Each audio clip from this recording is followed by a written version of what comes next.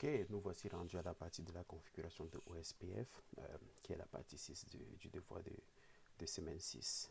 La première tâche était de configurer OSPF sur le routeur MTL. On donne quand même ici pas mal des instructions claires qu'il faut juste respecter. On donne le numéro de processus pour OSPF ici, qui est 10. Ok, on va utiliser le même numéro partout. C'est simple, on fait juste le routeur OSPF 10. Donc, on fait le routeur ID qui nous a été donné, qui est le 1.1.1.1.1. Enter. Donc, assurer la propagation de la route par défaut IPv4 vers OTT et TOR. Donc, ça c'est default. Information originate. Donc, ça ne va pas permettre de partager l'information de la route par défaut avec les autres routeurs qui sont dans le même processus OSPF. Ça c'est fait. La bande passante de référence c'est AutoCost, référence, bandwidth, et vous mettez votre mail dans votre valeur qui vous a été donnée là. Okay? Donc il nous dit juste que faites attention, faites sûr de changer partout ailleurs où il faut changer pour que ce soit consistant, tout simplement. Okay? Donc à ce stade, il n'y a rien d'alarmant. Ici, donc je n'ai pas encore annoncé les réseaux, ça c'est ce que je dois faire, mais ici on me dit n'annonce pas le réseau public. Ok, donc je dois annoncer tous les autres réseaux qui sont qui sont connectés à ce routeur, sauf les réseaux publics. Je peux le faire avant de revenir ici, ou je peux juste aller dans cet ordre pour que vous gardiez le fil. Donc si je vais ici à l'interface S0 slash 0 slash 0. Pour changer le coût, c'est IPOSPF cost. IPOSPF cost. Donc, comme je dis, si vous ne savez pas, vous pouvez utiliser des points d'interrogation comme ceci. Ça peut arriver qu'on oublie les commandes, ok? Cost. Donc, si vous ne savez pas quoi mettre après cost, vous savez maintenant que c'est la valeur que vous devez mettre qui est de 30. Et IPOSPF hello. Donc, c'est 5 secondes. Et l'autre, IPOSPF, ça c'est 20. Ainsi de suite. Donc, je vais immédiatement retourner. Non, je fais l'interface S001.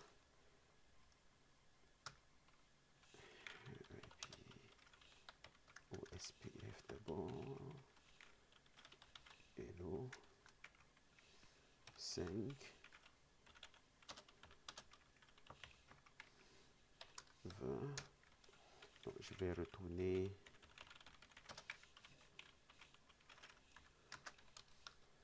ici, annoncer mes réseaux. Donc, je peux regarder directement à partir de mon schéma et j'annonce. Je sais que j'ai le réseau 10.1.1.0 avec le masque générique .3 comme ceci. Et dans la zone 0, c'est ce réseau que j'annonce. Je vais annoncer le second. 10. Oh, j'ai appuyé sur Enter par erreur. 10.1.2.0.3 area 0. Donc, j'ai annoncé les différents réseaux. C'est pas mal ce qu'il fallait faire ici sur MTL. J'ai partagé la route par défaut. Il ne faut pas oublier, sinon ça pourrait compliquer les choses plus tard. Sur OTT, vous allez voir les commandes se répètent. Hein. Donc, si je viens sur OTT, ici, je vais faire routeur OSPF 10. Je vais faire routeur ID. OTT, c'est quoi son routeur ID? Je vais juste descendre un petit peu. 2. Okay. référence bandwidth mail et je vais faire interface S001. Je suis ici. J'ai déjà fait ces deux premiers points, donc je suis ici. IP OSPF cost 30 IP OSPF hello qui est de 5 OSPF c'est 20. Ok, donc au niveau de ces sous-interfaces, on va les déclarer tout à l'heure comme étant des interfaces passives. Ok. Et n'oubliez pas qu'on n'a pas encore annoncé vraiment les réseaux. Ok. Donc, si je reviens ici, router OSPF 10. Okay, bon, je vais revenir d'un coup. Router OSPF 10. Je suis là, donc je vais faire mon network. Je vais annoncer tous les réseaux qui sont connectés à ces différents VLAN, tout simplement. Si je ramène ici, je vais annoncer tout ce qui est connecté ici, ici.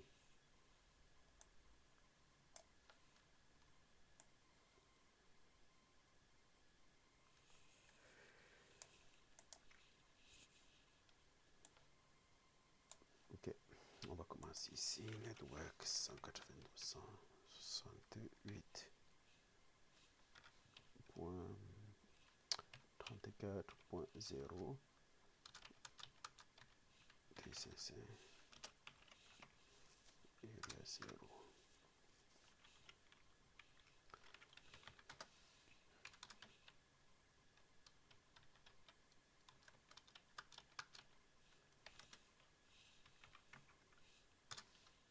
Donc, j'ai annoncé lui aussi.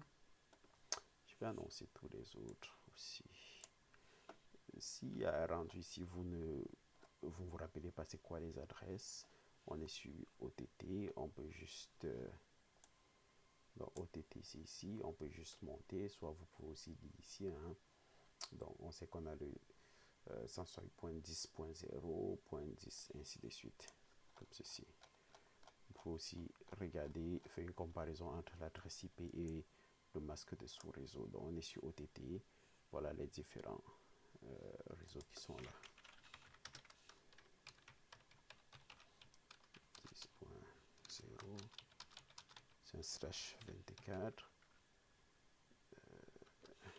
area 0, comme ça, on a le 20.0, on a le 99.0,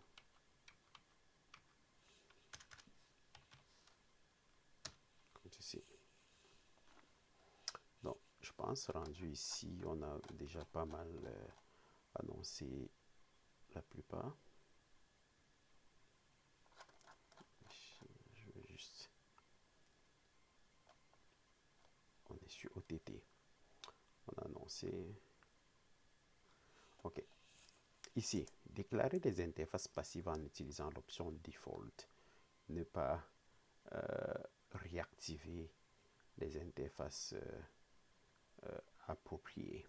C'est-à-dire, vous faites un default tel que je vous l'avais expliqué et par la suite, vous allez juste permettre l'envoi des mises à jour de routage sur certaines interfaces spécifiques. Qu'est-ce que je veux dire si je fais ça?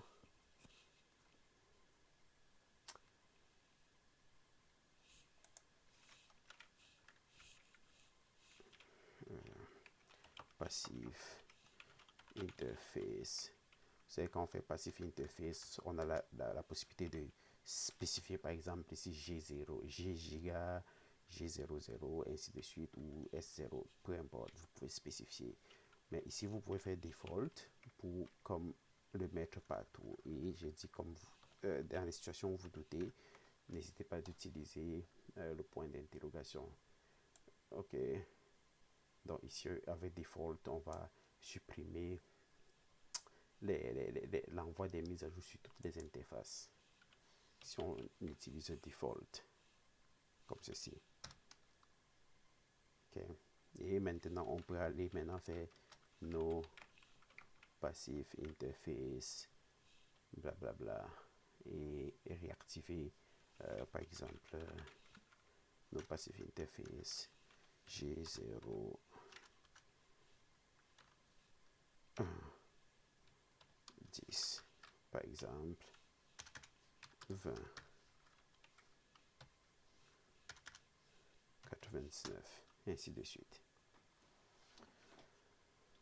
Donc, ça c'est si par exemple, je prends juste l'exemple, si par exemple on voulait que les mises à jour partent là, mais nous voulons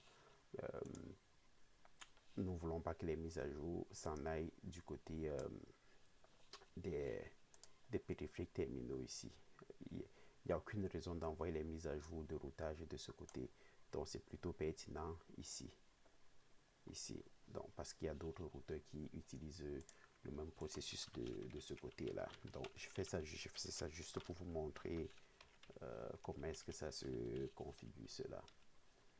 OK. Donc vous avez vu, je pense que vous avez vu comment est-ce que le passive interface default se configure.